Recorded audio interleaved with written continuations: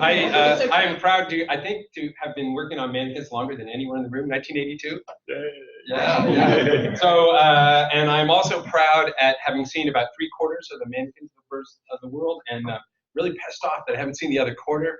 And I hope to join you at all your field sites for those mopping up on Boker Manai and etc.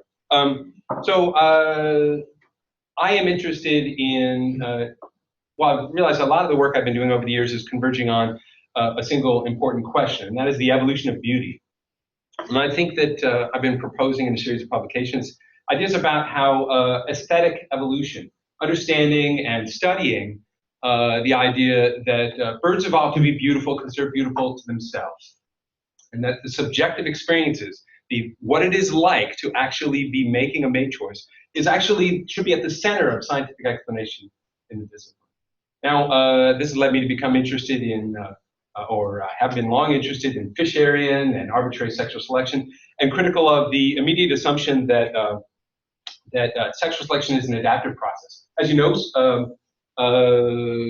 Darwin thought of sexual selection as an independent mechanism, which was by Wallace, the guy who was credited with having tailed sexual selection, was actually the one who proposed that it was a kind of natural selection, the paradigm that we're basically all operating under here. So I thought that I would try to get one idea across, and that is ask ourselves, where does the value of beauty come from? Any of these displays, say the peacock's tail, or the pop-tiki-yeah of Corpus guturalis. Well, I want to compare that to the value of money. And traditionally, the value of $1 came from the gold standard. That is, that the dollar's value was extrinsic. It stood in lieu of a tiny piece of a pile of gold in Fort Knox. Right? Under the modern dollars, of course, there's no gold. They float as a form of a social consensus. Right? Well, I would say that this analogy is exactly appropriate to evolutionary biology.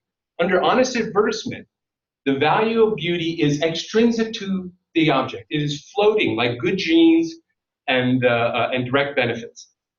Whereas under the arbitrary model, the value of beauty is actually intrinsic. It is only itself. So I would ask, what's the appropriate null model? Who's responsible for proving that, as we would predict in the evolutionary, the adaptive model, that behind every ornament is a pot of gold, right?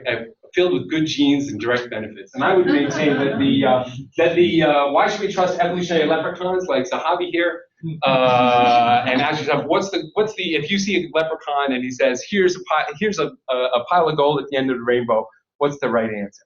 What's the goal? Thank you very much. I'll be maintaining this.